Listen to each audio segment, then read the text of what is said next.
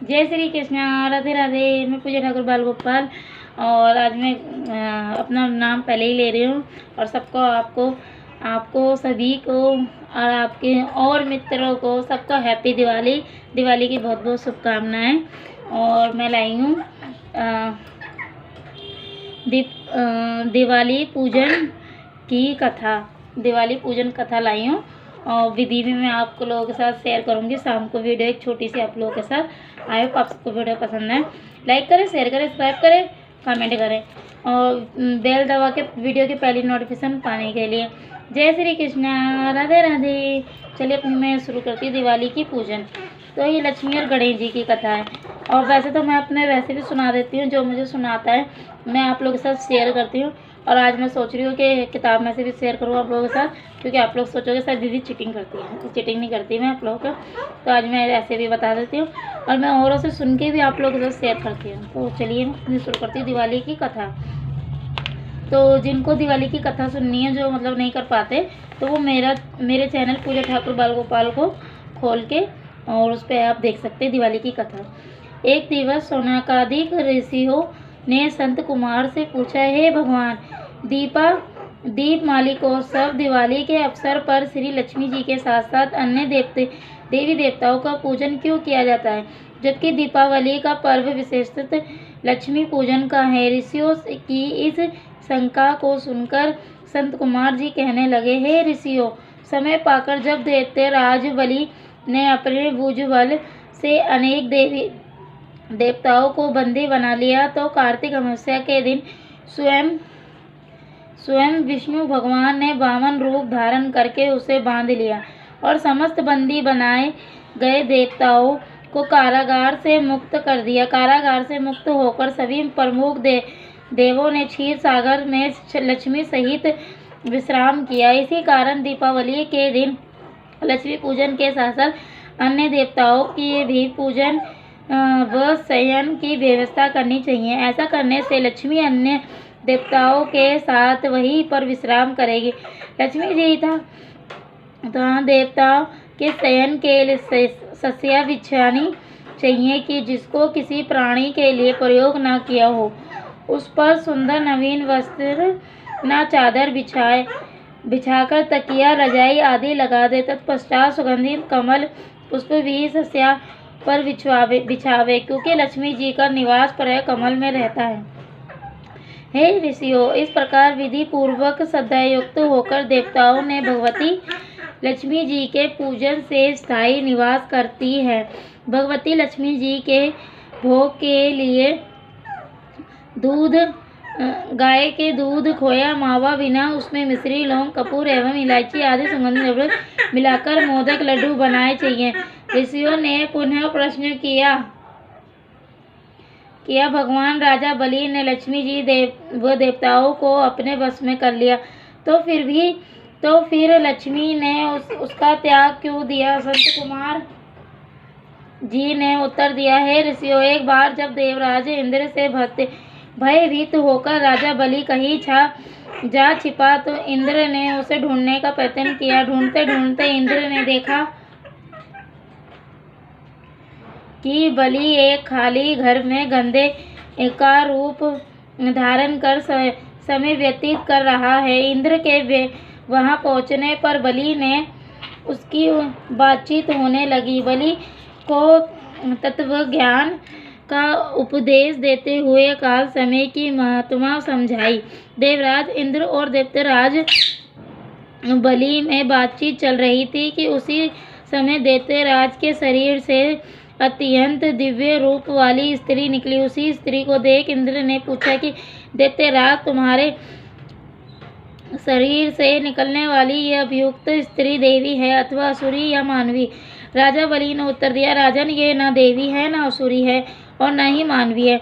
यदि तुम्हें इसके संबंध में अधिक जानना चाहते हो तो फिर इसी से पूछो। इतना सुनकर इंद्र ने हाथ जोड़कर पूछा, हे देवी, तुम कौन हो और दैत्यों का पति त्याग कर मेरी ओर क्यों बढ़ रही हो? मंद मंद मुस्कुराती हुई वे शक्ति रूपा स्त्री बोली, हे देवेंद्र, मुझे ना तो दैत्यराज प्रहलाद के पुत्र विलोचन ही जानते हैं और ना उनके पुत्र ये बलि ही शास्त्रवेता मुझे दुस्सहाभूति और लक्ष्मी के नामों से पुकारते हैं, परंतु तुम क्या अन्य देवगण मुझे भली प्रकार नहीं पहचानते। इंद्र ने प्रश्न किया कि हे देवी, इतने दीर्घ काल तक अपने दैत्य राज्य में वास किया है, तो फिर अब इनमें कौन सा ऐसा दोष उत्पन्न हो गया है जो उनका परित्याग कर रही हो। साथ ही ये बताने की कृपा कीजिए कि आपने मुझसे कौन सा गुण देखा है जो आप मेरी ओर अग्रसर हो रही हो।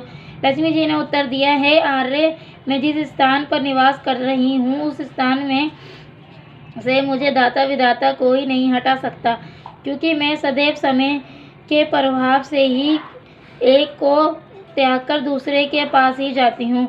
इसलिए मेरा तुझसे कहना है कि तुम बलि का अनादर न करते हुए आदर की दृष्टि से उसको सम्मान करो। इंद्र ने पूछा, है देवी, कृपा कर ये बताइए कि अब आप असुरों के पास क्यों नहीं रहना चाहती। लक्ष्मी जी बोली, मैं उसी स्थान पर रहती हूँ जहाँ सत्य, दान, व्रत, तप, परिक्रमा तथा धर्म रहते हैं। इस समय असुर इससे विमुख हो गए। पूर्व समय में ये सत्यवादी, जितेंद्र तथा ब्राह्मणों के हितैषी थे, परंतु अब ये ब्राह्मणों से देश करने लगे, झूठे हाथों गुप्त छूते हैं और अभ्यक्ष भोजन करते हैं। साथ ही धर्म की मर्यादा तोड़कर विभिन्न प्रकार के माने आचरण करते हैं।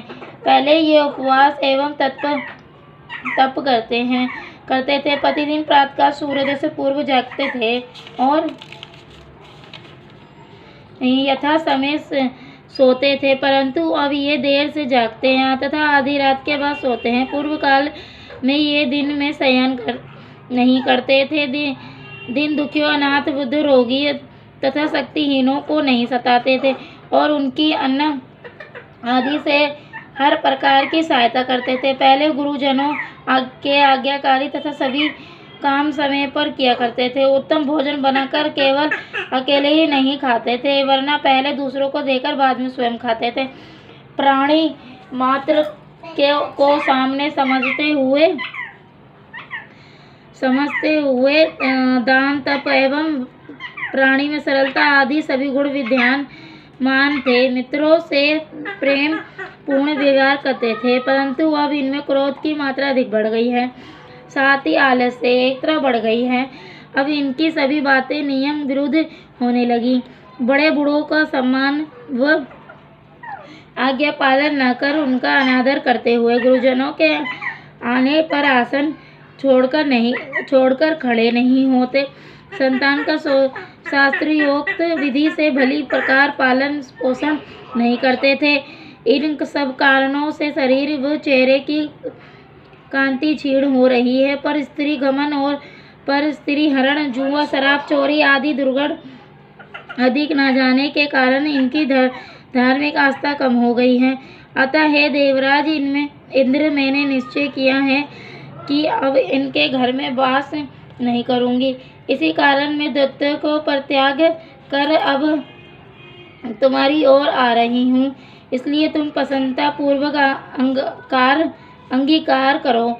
मेरा जहाँ पर वास होगा वहाँ पर आशा, श्रद्धा, खेती, शांति, क्षमा और विजित संगीत, ये 8 देवियाँ भी निवास करेंगी। तुम देवों में क्योंकि अब धार्मिक भावना बढ़ गई है, इसलिए अब मैं तुम्हारे यहाँ वास करूँगी। इतना सुनकर इंद्र ने शक्ति रूप लक्ष्मी का हार्दिक स्वागत किया और उसी समय अन्य देवगण भी दर्शनार्थ आकर उपस्थित हो गए और विधि प्रकार से स्तुति करने के उपरांत बड़े गाज बाजे के साथ उन्हें स्वर्ग में लिवा लाए। संत कुमार जी कहते, ऋषियों वश उसी समय से संसार धर्म तथा सुख शांति की भावना भगवती की कृपा से जागृत हो गई। गाइस, ये तो थी पहली कथा इनकी और ये पूरी हो गई हैं। और इसकी दूसरी कथा भी है। तो मैं बहुत सारी कथाएं हैं लक्ष्मी माता की दिवाली की। तो कहते सुनते को सबको हुंकारा भरते को, जय माँ लक्ष्मी और जय जय हो गणेश भगवान की। तो आप लोग ने भी सुना कि लक्ष्मी जी उनके घर वो आती हैं जिनके घर सम्मान और साफ सफाई आदर सब होता है। तो आप लोग भी लक्ष्मी माता जी का ऐसे ही अपने घर में वास करना चाहते हैं तो आप इन बातों को नियमों का ध्यान रखें। और जिन्हें मेरे चैनल पर से कहानी सुननी हो तो आप वो सुन सकते हैं। आप सबको हैप्पी दिवाली, जय श्री कृष्णा, राधे राधे।